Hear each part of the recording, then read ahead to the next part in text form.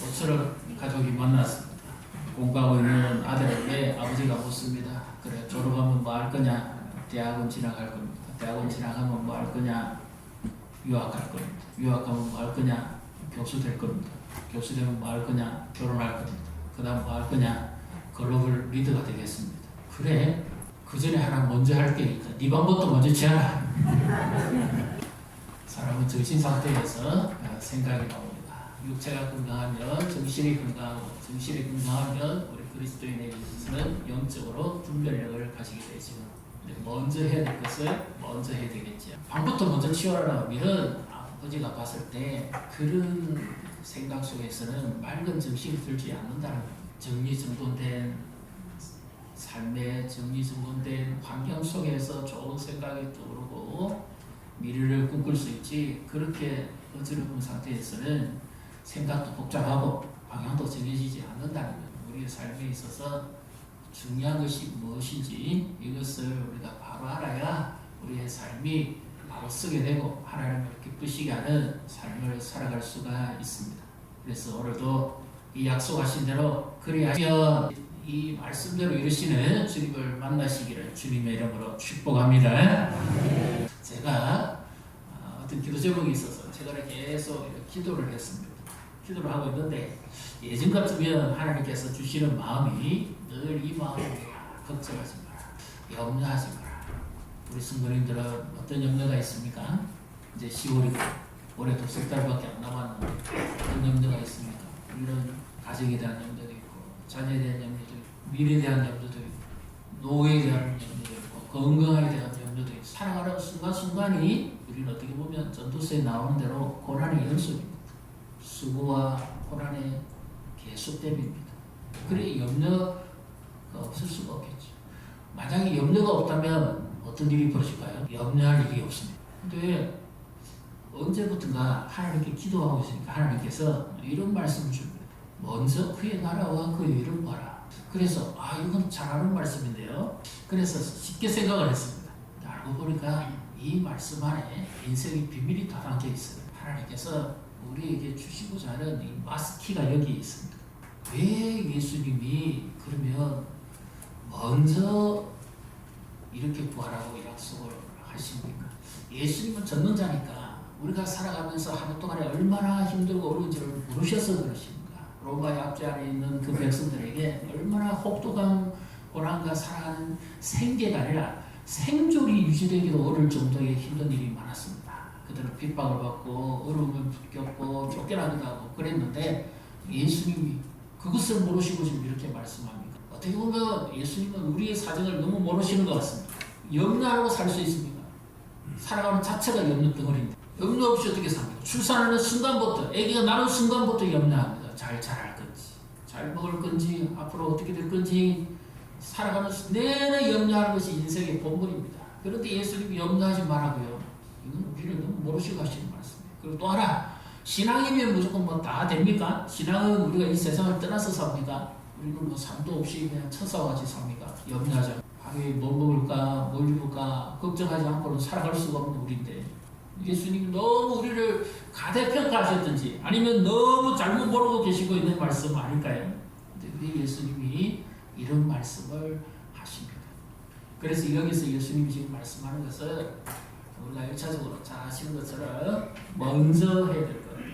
자, 여기 먼저 한다는 말은 어떤 의미일까요? 왜 먼저라는 단어가 여기 포함되어 있을까요? 이것을 이와 똑같은 의미로 담긴 성경 한 구절이 있습니다. 디모데전서 2장 1절 2절 같이 읽습니다. 그러므로 내가 첫째로 그러니 모든 사람을 위하여 간구와 기도와 도움과 감사를 하되 임금들과 높은 지혜 있는 모든 사람을 위하여 하라. 이는 우리가 모든 경건과 단정함으로 고요하고 평안한 생활을 하려 함이라. 아멘. 자, 2절은 이와 같은 평안하고 내적인 평안함과 겉으로 어려움 없는 고요함, 이것의 삶의 유지를 위해서 기도하라는 뜻이죠. 자, 1절 다시 한번 보여주십시오. 1절 그러므로 내가 첫째로 이렇게 나왔죠. 첫째로라는 말은 여기서 이 첫째라는 말이 오늘 우리가 읽었던 마태복음 6장 33절에 먼저와 같은 의미입니다. 그러면 첫째가 있으면 둘째가 있습니까? 왜 첫째라는 말은 나오고 둘째는 없습니까? 여기 첫째라는 말은 서술상의 하나 둘 셋 넷도 아니고 기술상의 첫 번째, 두 번째, 세 번째, 네 번째가 아닙니다. 이 말의 의미는 이 당시 어른 교회 성도들에게 모든 성도들이 함께 기도하는 교회가 되고 성도가 되다. 이것이 본질적으로 가장 중요한 것이라는 뜻입니다. 그렇게 하면은 너희에게 평안함과 고요한 삶이 주어질 것이다. 그러면 예수님이 오늘 본문에서 우리에게 말씀하시는 마태복음 6장 33절 우리 다시 한번 같이 읽어보겠습니다. 그런즉 너희는 먼저 그의 나라와 그의 의를 구하라. 그리하면 이 모든 것을 너희에게 더하시리라. 그럼 여기 그런즉 너희는 먼저 하는 말은 첫 번째는 이렇게 구하고 두 번째는 이렇게 구하라는 말이 아니죠. 1차적으로 우리가 아는 쉽게 좀 적용해서 우선순위를 먼저 하는 것이 중요하다 하는 것에 관해서 지금 예수님이 1차적으로 말씀합니다. 1차적으로는 요즘도 저도 처음에 그랬어요. 인사를 하고 뭐 이런 명절 인사도 하고 서로 주거니 받거니 하잖아요. 뭘 하고 있다가 갑자기 카톡이 들어왔어요. 그럼 거기에 대해 답을 해야 되잖아요. 답을 하다 보니까 갑자기 내가 뭐 하고 있었지 나중에 기억이 안 나요. 중요한 걸 다 붙여버립니다. 시간이 한참 지나고 난 다음에 내가 이거 하고 있었지. 방해를 받고 계속 진행이 안 되는 중요한 것부터 먼저 하지 않으면 급한 일에 허덕이다가 나중에 시간을 다 소비해버립니다. 스티븐 코비가 삶을 변화시키는 7가지 법칙이라는 그 책에 보면 이와 같은 내용이 나옵니다. 그가 강의를 하면서요. 의왕을 하나 들고 옵니다. 그리고 학생들에게 그가 가져온 재료를 갖다가 거기에 보라는 듯이 제일 먼저는 큰 돌멩이들을 넣습니다. 그 다음에 작은 돌을 넣습니다. 그 다음에는 조금 굵은 덩어리에 모래를 넣습니다. 그 다음에 아직 가는 알갱이에 모래를 넣습니다. 그 위에 물을 갖다 놓습니다. 그러면서 그가 이런 말을 합니다. 내가 지금 무엇을 보여주기 위함일까요? 먼저 할 것을 먼저 하지 않으면 나중에 절대 안 된다는 겁니다. 큰 돌부터 먼저 넣어야만 작은 것이 들어가지 모래부터 먼저 넣었다가는 아무지 들어가지 않는다. 그런 교수입니다. 그래서 먼저 해야 될 것에 대해서 먼저 하라 이렇게 말씀합니다. 예수님의 가르침을 따르면 이와 같은 것이죠. 오늘 우리에게 있어서도 옆에 분 보시고 축복하십시오. 먼저 하나님을 예배합시다. 먼저 하나님께 내 시간을 드려야 합니다. 미국의 유명한 신앙인 부자이게 되는데 이 사람이 자기 직원들에게 이런 명령을 내립니다. 수칙이 몇 가지 수칙이 딱 나옵니다. 첫째, 먼저 주일은 하나님 앞에 가서 예배하고 오셔야 돼요. 주일은 못 닫습니다. 두 번째, 교회에 가서 열심히 섬기고 오십시오. 세 번째, 성경을 매일매일 읽으세요. 네 번째, 1년에 헌금을 얼마씩 하십시오. 그것이 그 오너의 수칙입니다. 그것이 그의 삶의 자본명이 되고 그 기업의 룰이 된다는 것은 어떤 의미입니까? 그의 중심이 거기가 있다는 하나님께. 어느가 돈 버는데 눈이 멀어가지고 물질의 노예가 되는 사람이 아니고 설자의 하나님과 하나님 말씀에 준비된 사람이죠. 그러니까 그의 삶과 가치가 다른 겁니다. 먼저 할 일은 먼저 하시오. 자녀들에게 하나님을 가까이 하고 먼저 예배하는 자로 세우시기를 바랍니다. 우리 교회가 먼저 하나님을 찾고 하나님을 예배하는 교회가 되겠지요. 그 다음에요. 이제 여기서 예수님이 하시는 좀 더 심도 있는 깊이를 한번 들어가 봐요. 33절을 다시 한번 같이 읽습니다. 그런즉 너희는 먼저 그의 나라와 그의 의를 구하라. 그리하면 모든 것을 너희에게 더하시리라. 아멘. 예수님이 먼저 하라고 하긴 하셨는데 그러면 그의 나라와 그의 의는 무엇입니까? 우리가 나라가 되기 위해서는 주권자가 있어야 되고 통치하는 사람이 있어야 되고 영토가 있어야 되고 백성이 있어야 되죠. 그런데 지금 예수님께서 말씀하시는 것 너희는 먼저 그의 나라와 그의 의를 구하라. 하나님의 나라, 그의 나라 누가복음 17장 20절 21절 예수님께 어느 날 바리새인들 또 서기관들이 와서 예수님께 질문을 합니다. 그랬을 때 예수님께서 그에 대한 대답으로서 하시는 말씀이 바로 이 말씀입니다. 유대인들은 이 천국에 대해서 하나님 나라에 대해서 자기식의 그 신앙을 가지고 예수님께 접근을 했는데 예수님의 대답은 바로 이와 같은 의미입니다. 자, 20절 같이 읽습니다. 바리새인들이 하나님의 나라가 어느 때에 이만하니까 그를 예수님께서 대답하여 이르시되 하나님의 나라는 볼 수 있게 임하는 것이 아니요 또 여기 있다 저기 있다고도 못하리니 하나님의 나라는 너희 안에 있느니라. 아멘. 자, 우리는 여기서 자꾸 많이 혼돈스러워하는 부분이 있습니다. 뭐냐? 하나님의 나라는 어디입니까? 하나님의 나라는 하늘에 있다. 하나님의 나라는 하늘에 있다. 땅에 있는 건 뭐예요? 1차적으로 공간과 분리의 나라가 아니라는 뜻입니다. 장소가 아닙니다. 그다음 또 하나는 신앙인이 하나님 주신 삶을 다 살고 죽어서 이후에 천국 가는 나라. 물론 영원한 본향이긴 하지만 그것만도 하나님 나라는 반밖에 안 됩니다.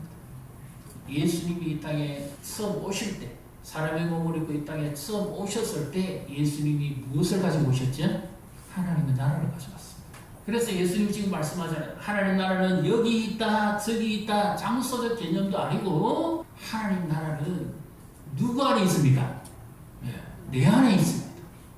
이게 정답이에요. 하나님의 나라는 예수님을 구주로 믿고 사는 믿는 자 안에 있습니다. 더 정확하게 말하면 하나님 나라는 예수님 안에 있습니다. 예수님이 주인이 되십니다. 아까 우리 찬양했죠? 왕이신 예수여 예수 우리 왕이여 이곳에 오소서. 왕이신 그분이 다스리는 그곳이 바로 그의 왕국이 이루어지죠. 죽었으면 가는 하나님 나라를 예수님이 말씀하신 것이 아니고 너희는 이 세상의 사람들이 몰입하고 집중하고 살아가는 것처럼 그렇게 살지 말고 진정한 하나님 나라의 백성이 어떻게 사는 것인지 그것을 알고 거기에 삶의 우선순위를 두고 살아라. 바로 그 말씀입니다.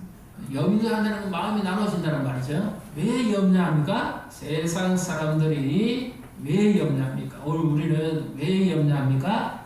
무엇을 먹을까 마실까 입을까 이것을 가지고 염려하는데 자, 31절 32절을 우리 같이 읽습니다. 그러므로 염려하기를 무엇을 먹을까 무엇을 마실까 무엇을 입을까 하지 말라. 이는 다 이방인들이 구하는 것이라. 너희 하늘 아버지께서 이 모든 것이 너희에게 있어야 할 줄을 아시느니라. 이방인들이 구한다고요? 그럼 예수 안 믿는 세상 사람들이 구하는 겁니다. 세상 사람들은 뭘 구하죠? 복을 구합니다. 왜? 복이 부족해서 자기 인생이 안 된다고 생각해요. 복이 부족해서 자기 자녀가 안 된다고 생각합니다. 그래서 복 달라고 그러죠. 제사상이 왜 어쩌랍니까? 복 달라고. 복이 부족하니까. 그리고 또 하나의 개념이 있죠. 뭡니까? 복은 쌓아두는 개념이 있어요. 내가 복을 많이 받아야 돼. 쌓아둬야 돼. 그래야 내 노후가 편합니다. 그래야 자녀들이 잘 될 겁니다. 이 개념입니다. 지금은 그렇게 말씀하셨으면 얼마나 좋을까요? 이는 다 이방인들이 구하는 것이다. 너희에게는 32절의 핵심이 있습니다. 뭡니까? 하늘 아버지가 계시다. 너희는 고아가 아니다. 하나님 아버지가 어떻게 말씀합니까? 너희에게 있어야 할 것을 아신다. 모르시는 하루 우리가 무엇이 필요하고 얼마나 먹어야 되고 얼마나 살아야 되고 그것을 하나님이 다 아십니다. 그래서 하나님을 믿고 의지하는 것은 이방 사람들이 그냥 복 달라고 하는 그거하고는 아니다는 뜻입니다. 그 하나님 아버지를 그만큼 신뢰하고 의지하고 살아라는 말이죠. 여기서 예수님이 말씀합니다. 우리 인생의 중심에 예수 그리스도를 왕으로 모시고 살아야 됩니다.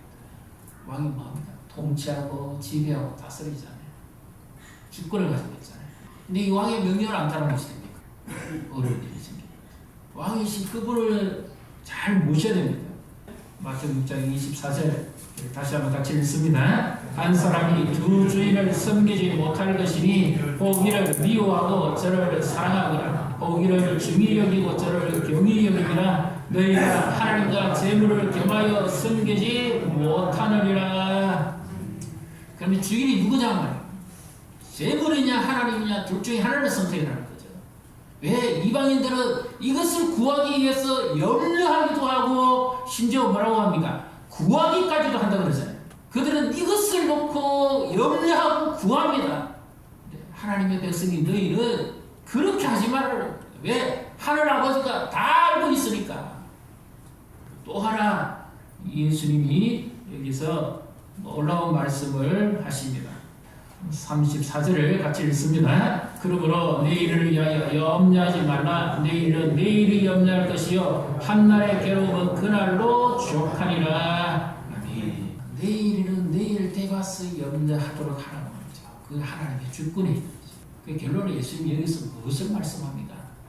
너희 인생의 주인은 너희가 아니라 그것을 말씀하고 우리에게 무엇이 필요할까요?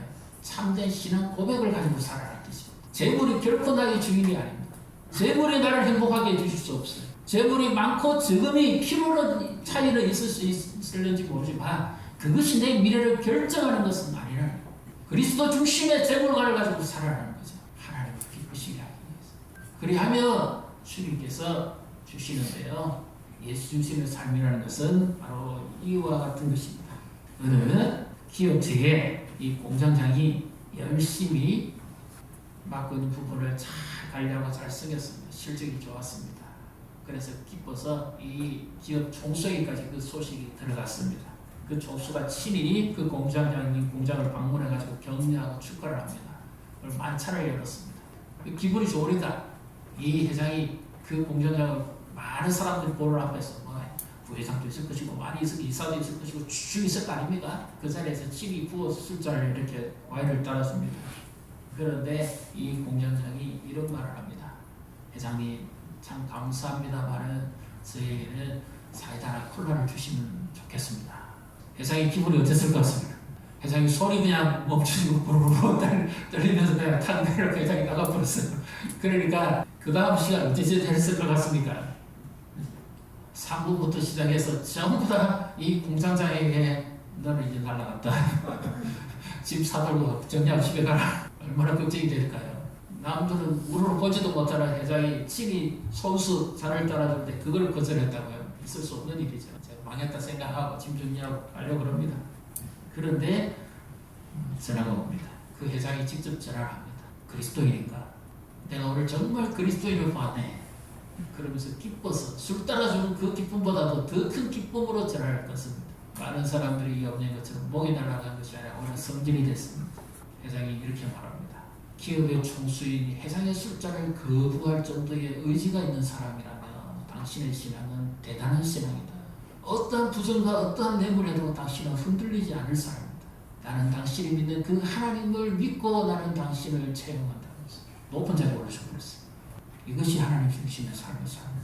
예수가 나의 주인 되는 삶. 세상에 어떠한 이끈과 그것도 타협하지 않고 오직 정직한 신앙 앞에서 예수님이 나의 주인 되심을 당당하게 고백할 수 있는 이 사람이 그의 나라와 그의 일을 먼저 구하는 사람. 그러니까 예수님이 지금 말씀하신 것은 우리 하루는 쓸 것, 먹을 것, 입을 것, 마실 것 그것뿐만 아니라 우리 생애의 중요한 모든 순간과 미래까지도 예수님이 어떻게 하시겠다는 겁니다. 그의 나라와 그의 일을 구하면 책임지신다. 옆에 분 보시고 축복하십시다. 그리하면 하나님이 책임지십니다.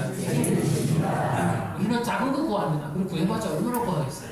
근데 예수님이 걱정하지 마. 그거 내가 다 책임져준다. 먼저 그의 나라와 그의 일을 자녀의 미래 누가 책임집니까? 누구가 책임질 수 있습니까? 책임 못 집니다. 예수님께 맡겨야 예수님이 책임져 주시죠. 그의 의는 뭐겠습니까? 그의 나라와 그의 의를 구하라 그러는데 그의 나라는 예수님의 나라. 그의 의는 뭘까요? 공의가, 정의가 이렇게 많이 말합니다. 근데 여기서 예수님이 이 의라고 이야기했을 때는 바리새인과 서기관들이 자기들의 의보다도 더 나은 의를 예수님이 여기서 지금 말씀하고 있죠. 그들은 어떤 의를 가지고 있습니까? 우리는 일주일에 2번 금식하고 구제하고 정해진 시간에 기도하고 종교적 뭘 많이 드러내죠? 11조를 꼬박꼬박 하고 자기 여기서 바리새인과 서기관의 의는 뭡니까? 자기 의입니다. 자기 의를 드러내는 거예요. 자기 공로, 자기 의를 종교적 의를 막 드러내는 거예요. 그것은 단 두들기가 죄인이 가지고 있는 의는 결코 의로워질 수가 없습니다. 그래서 여기 의는 바로 예수님 자신의 의를 말합니다. 하나님 나라가 예수님의 나라라면 여기 의도 예수님의 의를 말합니다. 예수님의 의는 뭡니까? 죄인들을 대신해서 친히 자신이 십자가에 죽으시고 피 흘리시고 모든 죄를 깨끗게 하시고 오직 예수 그리스도의 십자가의 대속의 의, 이 의만이 참된 의인 줄 믿으시기를 바랍니다. 우리가 만약 하나님께 예배하면 하나님 저는 이렇게 했습니다. 저렇게 했습니다. 누구 의를 드러내고 있죠? 자기 의를 드러내시고 내가 교회를 이만큼 섬겼고 내가 이만큼 헌금했고 내가 이만큼 자랑하고 이만큼 봉사했는데 누구 의를 드러냅니까? 자기 의를 드러냅니다. 예수님은 그 의를 드러내지 말라는 거예요. 오직 예수 그리스도의 십자가의 의를 드러내라는 겁니다. 그 의가 드러나도록 나는 없고 예수님의 의가 드러나도록 그것을 위해서 살아라는 뜻입니다. 이것이 그냥 될까요? 몸에 배어있는 가치관과 인생관 속에서 그가 어떤 삶을 사는지가 드러납니다. 그의 말을 통해서 행동을 통해서 드러납니다. 아까 그 회장에 따라준 숫자를 거부한 그 사람이 생각만 그랬겠습니까? 그의 삶이 그랬다. 우리가 잘 아는 빅터 프랭클이라는 지옥의 포로 수용소를 쓴 사람이 있죠. 그 사람이 인생에 세 가지 키워드를 가지고 살았습니다. 첫째는 하나님, 그리고 하나님 나라. 둘째는 삶의 의미가 무엇인가. 세 번째는 책임입니다. 그의 인생에 그 지옥 같은 포로 수용소에서 견딜 수 있었던 유일한 핵심이 뭐냐? 그의 인생의 주어가 하나님이었다는 거죠. 하나님의 말씀과 하나님의 주권과 하나님의 의를 의지하고 살았다는 거죠. 그랬더니 그 죽음의 포로 수용소에서도 하나님이 그와 함께 하시고 그를 거기서 건져내셨다고 합니다. 그래서 서방세에 나가서 나치의 그 악랄함을 다 통과합니다. 동시에 하나님이 그 지옥의 포로 수용소에서도 함께 계셨다는 것을 증거합니다. 하나님의 의로 삼고 그 하나님을 가까이 하는 자에게 하나님이 함께 하신다는 것을 믿으시기를 바랍니다. 옆에 분 보시고 축복하십시다. 예수님의 의를 의지합시다. 우리의 의는 오직 예수님의 의. 예배하고 할 때도 그 예수님의 십자가의 의, 그분 앞에서 나는 아무것도 안 합니다. 죄인이 드러낸 게 뭐겠습니까? 주님이 주신 것이고 주의 은혜 받아서 내가 섬긴 것이고, 그러니까 교회는 누구만 높아지면 됩니까? 예수님만 높아지면 되는 거예요. 우리 가족은 어떤 가족이죠? 예수님만이 한 가족입니다. 미국에 어떤 기부인이요 일평생 교회를 섬겼습니다. 시간 내어 봉사도 하고 헌금도 많이 하고 그랬습니다. 그가 나이가 다 되어서 이제 노년기에 접어들어. 근데 목사님이 설교를 하는데 한 가지 의문점이 드는 거예요. 설교를 마치고 난 다음에 목사님께 묻습니다. 목사님, 내가 지금까지 하나님 섬기고 교회를 섬기고 수고하고 봉사했는데 하나님 나에게 뭐 해줍니까? 갑자기 말문이 콱 막혔어요. 그래서 이 목사도 너무 당황해가지고 대답할 말이 없습니다. 그래서 그가 이런 말을 합니다. 일주일만 저한테 시간 주시면 제가 알아보고 다시 말씀을 드리겠습니다. 그랬습니다. 하루 지나고 이틀이 지나고 아무리 생각해도 답이 없어요. 하나님 제발 말씀 좀 해주십시오. 그분이 일평생 교회를 수고하고 봉사하고 섬기고 그렇게 했는데 하나님 무엇으로 보상을 하십니까? 거기에 대한 답이 뭡니까? 자신도 궁금하기도 할 뿐만 아니라 이걸 답을 못하면 자기는 사역도 못할 뿐만 아니라 교회가 지금 위기에 처하게 생겼어요. 3일이 지나고요. 4일쯤 지나고 난 다음에 갑자기 그 여자분에게서 전화가 옵니다. 목사님, 해결됐습니다. 그러는 거예요. 목사님이 할렐루야, 무슨 일이 있습니까?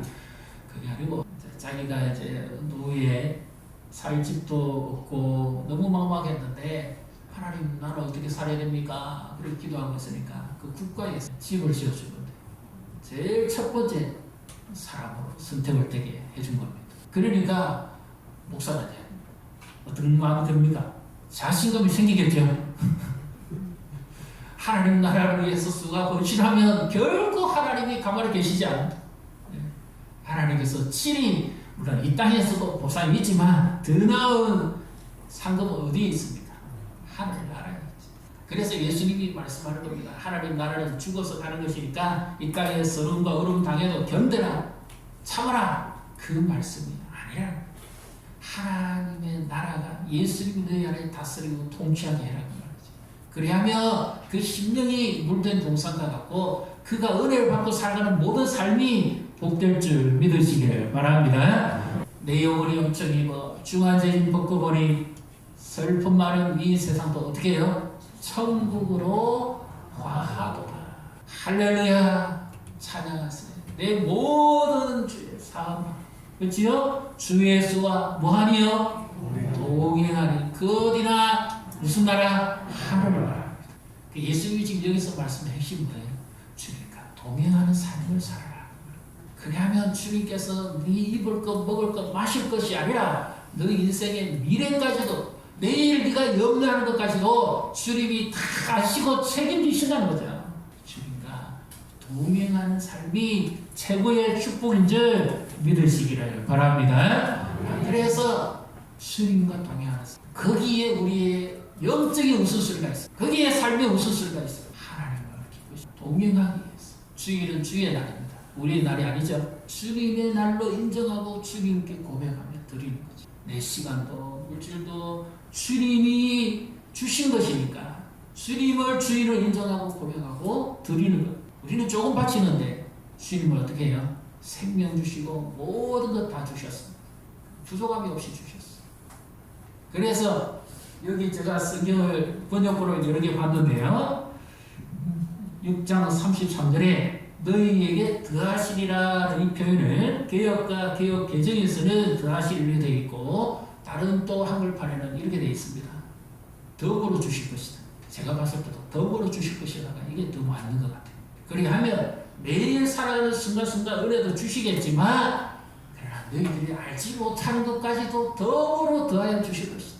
그 다음에 영어 번역을 보면 이런 의미가 담겨 있습니다. 날마다 더 있게 하시겠다. 하나님을 갖고 경외하고 그의 나라와 그의 일을 구하는 자에게는 날마다 하나님께서 이 모든 것을 더 있도록 하실 것이다. 하나님의 의지를 드러내고 있습니다. 그래서 하나님의 약속이 있는 말씀이죠. 예수님 안에는 모든 것이 다 있습니다. 에베소 1장 3절에 보십시오. 찬송하려다 우리 주 예수 그리스도 안에 있는 그 하늘의 신령한 축복들이 다 담겨 있습니다. 사람이 높게 되고 크게 되고 강하게 되고 하는 모든 것들이 다 누구 손에 있습니까? 하나님 손에 있죠. 지금 예수님이 하나님 나라를 가져왔죠. 예수님만이 다 있다. 부도 기도 다 누구 안에 있습니까? 예수님 안에 있습니다. 그래서 우리의 신앙 고백을 분명하게 살아야 됩니다. 한번 따라해 보십시오. 나의 주인은 재물이 아닙니다. 예수님입니다. 신앙 고백이 분명해요. 그러면 은약적 축복을 주십니다. 예수님이 이 안에 다 있습니다. 모든 것 다 있습니다. 그래서 예수님을 주인으로 모시고서 우리의 가정의 주인은 누굽니까? 우리 자녀들의 주인은 누굽니까? 교회의 주인은 누굽니까? 나라의 주인은 누굽니까? 예수님의 주인. 그분을 주인의 자리에 앉혀 그분이 인도하신 대로 따라가면 돼요. 이것이 신앙입니다. 그래서 예수님이 어떻게 말씀합니까? 뭘 먹을까 마실까 입을까 염려하는 자들에게는 무엇이 적다고요? 믿음이 적은 자들아. 예수님이 주인이 되면은 모든 것을 예수님이 책임져 주시니까 믿음이 큰 자라는 거죠. 우리의 삶을 하나님 중심으로, 예수님 중심으로, 말씀 중심으로 살며 살아요. 이제 10월인데 올해 얼마 남지 않았습니다. 그동안 수고도 많이 하셨고 어려운 일도 많이 겪으셨는데 이 약속의 말씀이 우리에게 힘입니다. 우리가 기도하는 중에 뭐 우선순위를 먼저 구하고 그것도 주기도문에 물론 나왔습니다만 그보다 더 중요한 것은 내 삶의 가장 중심에 예수님이 가고 그 예수님을 위해서 내가 오늘도 예수님의 말씀을 따라 살고 그 예수님 앞에 나와서 예배하고 그 주님을 의지하고 살아가는 그 순간순간이 우리에게는 복이라는 말씀이죠. 또 하나 교회가 정해놓은 이 말씀은 핵심은 그냥 되는 게 아닙니다. 하나님 말씀 연구하고 기도하고 오랜 시간 걸쳐서 우리가 표도 잡고 월 행사를 내세웁니다. 10월부터 11월에 있을 교회 중요 행사는 아주 중요합니다. 그래서 여기에 우리가 함께 기도하고 동참해요. 그래야 은혜를 누릴 수가 있습니다. 그냥 강구하는 게 아닙니다. 너희는 먼저 그의 나라와 그의 일을 구하라. 그러면 그의 몸된 교회에 주시는 말씀이니까 이 부분에도 내가 소홀히 하면 안 되지. 우리 영적 공동체입니다. 머리가 없는 몸은 있을 수가 없어. 함께 기도하고 함께 예배하고 함께 하나님을 찾을 때 이 속에서 우리가 은혜를 같이 누릴 수가 있습니다. 은혜의 공동체입니다. 하나님 앞에 기도하면서 뜻을 전하시고 우리의 삶에 있어서도 웃었으니 우리의 영적인 본질적인 부분에 있어서도 웃었으니 그 하나님의 약속을 믿고 의지하고 우리가 동참할 때 하나님께서 우리의 삶을 덤으로 이 모든 필요를 채우시고 응답해 주시고 우리의 미래를 책임져 주실 줄 믿으시기를 주님의 이름으로 축복합니다.